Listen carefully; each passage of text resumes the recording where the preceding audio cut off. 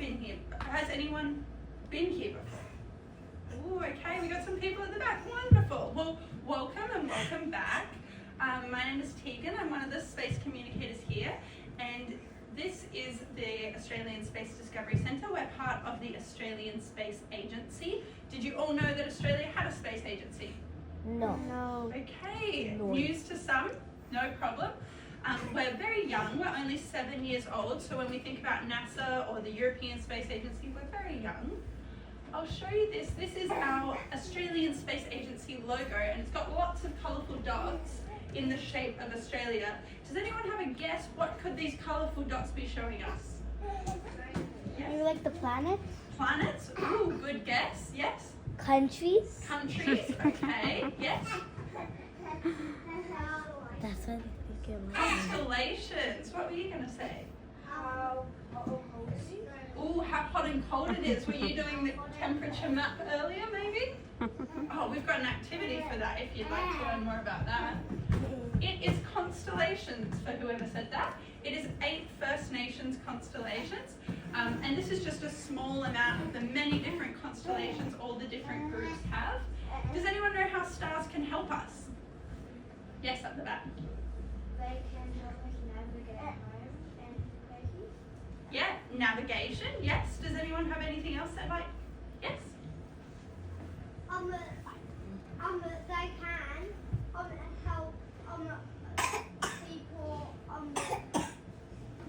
Aboriginal people, know when the emu and the lion Absolutely. So I think we're talking about emu in the sky here.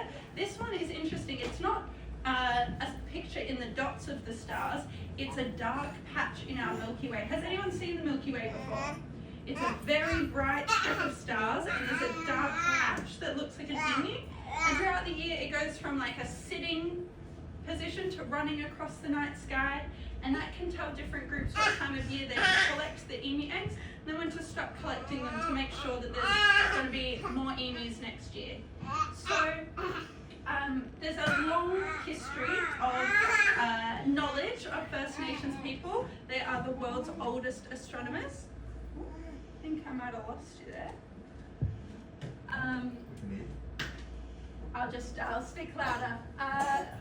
So I would like to acknowledge the continuing cultural connection that our First Nations people have to the land, sea and the night sky, and to acknowledge that we're meeting today on the lands of the Kaurna people. The Kaurna people are the traditional owners of the Adelaide Plains. I'd like to extend my respect to elders past and present and any First Nations people joining here today. So we are going to play a bit of a game. It's called Space Fact or Fiction. So I'm going to read out a sentence, and it's either true and it's a fact, or I'm lying to you and it's fiction. So when I read the sentence, you can either yell out fact or fiction, or you can give me a thumbs up or a thumbs down, whatever you feel comfortable with. So let's do a practice one. The moon is made of cheese. Fact or fiction? Fiction! Okay, good job. We all got that one correct. All right. First real one. The rings of Saturn are older than sharks.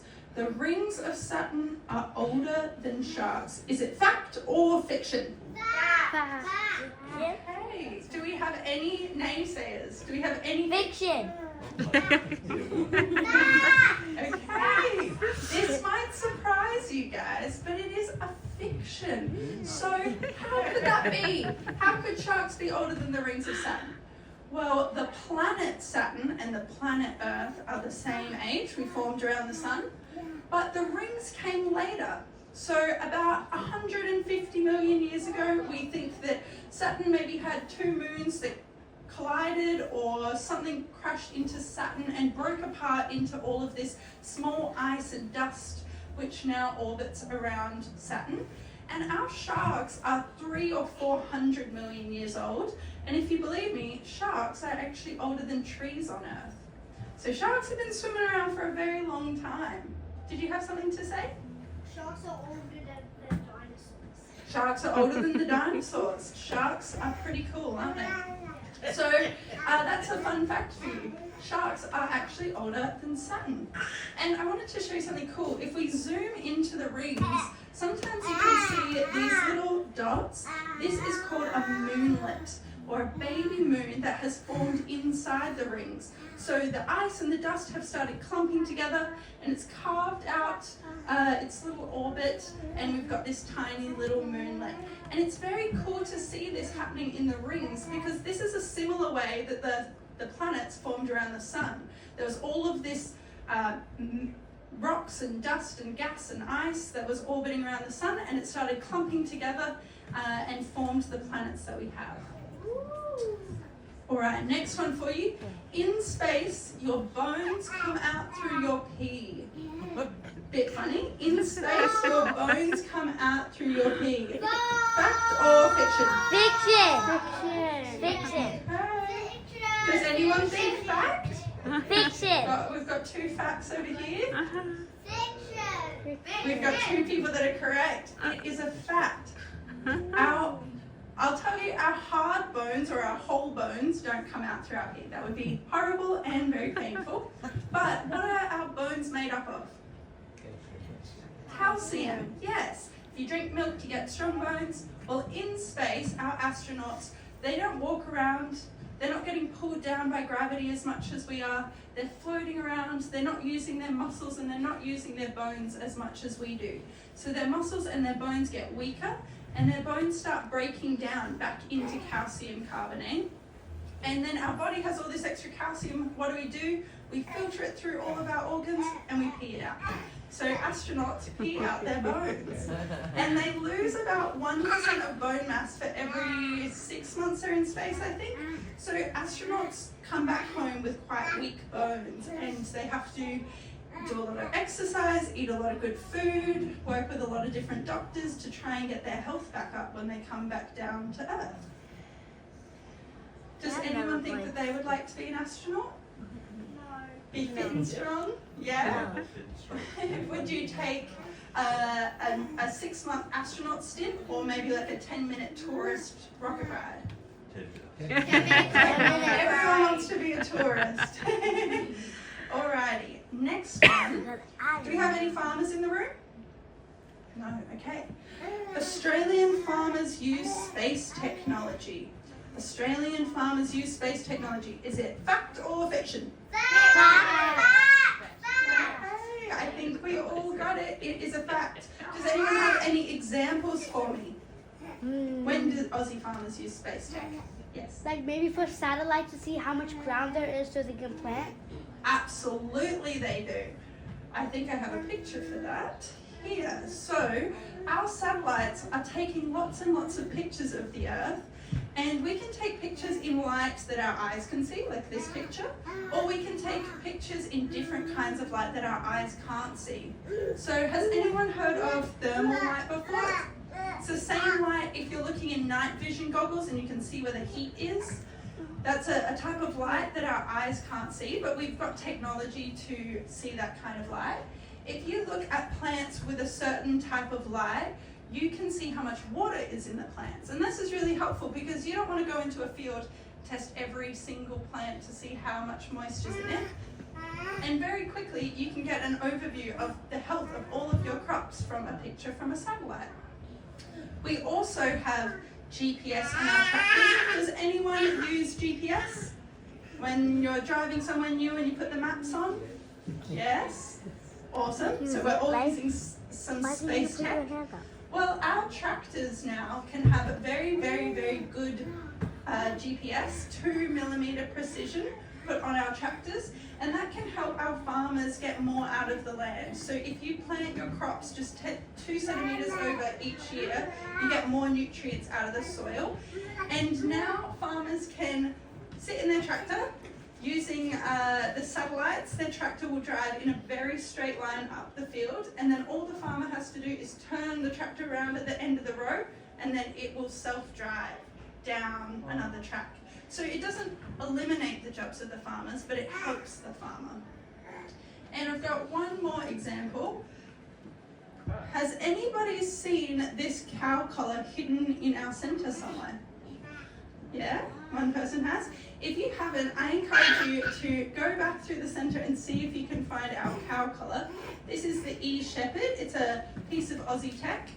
It's got solar panels on the top of the cow's neck and a GPS on the bottom of the cow's neck, and it allows the farmer to do virtual herding. So the farmer sets a perimeter that they want the cow to stay inside, and when the cow tries to cross the line, it starts beeping at the cow, and it takes about 2 weeks for a cow to learn that the beeping means stop walking in that direction. And this can be very useful. I don't know if you guys know the cost of fencing, but fencing really large properties is very expensive, and cattle stations are very, very large in Australia. So this can help reduce the cost of fencing because the cows can't leave the area that you've set. I also read a cool news article about a farmer who got into an accident and had to start using a wheelchair, and he found it really hard to open and close every gate on his property. So using these cow collars, he was able to leave the gate open so he can drive through each field, but the cows can't get out of the gate. So that's a pretty cool invention. I think I've got 2 more for you guys.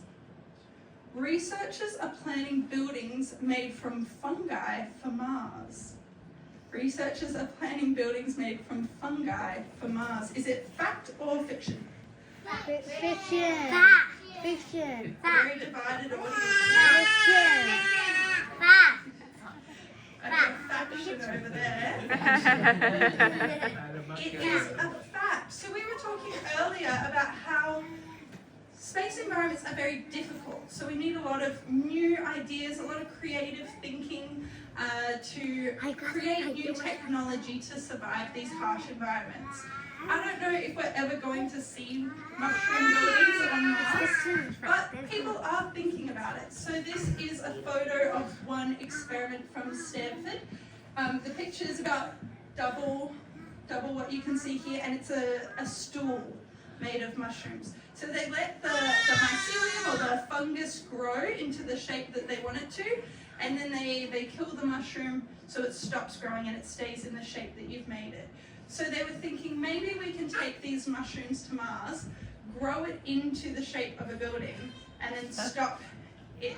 I don't know if that is something that we will do, but there's many, many, many different creative ideas of how we could maybe possibly get humans to live on Mars. So if you like out of the box thinking, maybe space is a good place to work for you.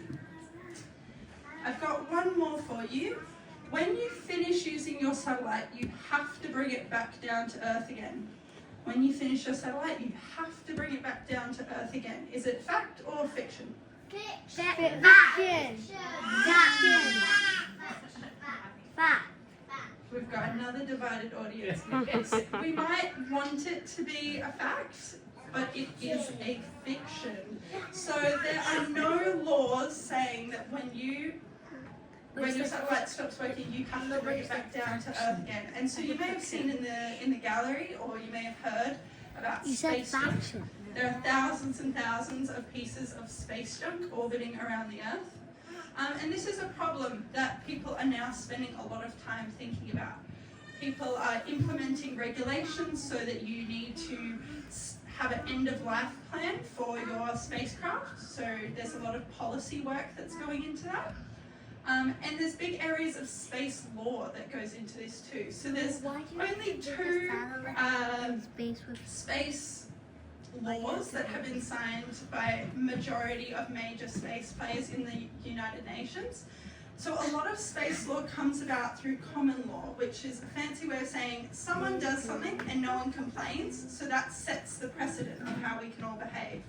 So there's a big team upstairs working on the policy that guides work in Australia. That's what the Australian Space Agency does. And we meet with a lot of different countries and form relationships with their space agencies so that maybe we can think about ways to make the space industry more sustainable and more safe for people to work in. So as well as space law, people are working on missions of how can we bring back all of this rubbish. So there's a company in Lot 14 called Space Machines. They are working on an idea to try and get rid of some of this junk, but they're also working on sort of like a roadside assistance in space. So if my car breaks down, roadside assistance will come and help fix my car. Can we do this in space? Can we send out a spacecraft to add more fuel to a propulsion system, or add something on board a satellite to extend the life of its mission so that we can put less stuff up there and keep the stuff for longer? So there are lots of people thinking about this problem. So one final thought that I'd like to leave you on. Here at the ASDC, we like to say any job that you can think of, you can put space in front of it and it is a real job. So when we think about space, we think about astronauts, astronomers, engineers, rocket scientists, but there are a large number of people that work in the space industry. We have teachers, we've got communicators like myself, we have artists, we have creative thinkers, we have software engineers, someone to write all the code for computers, we've got marketing, we've got HR. Any job that a business has, a space business also needs.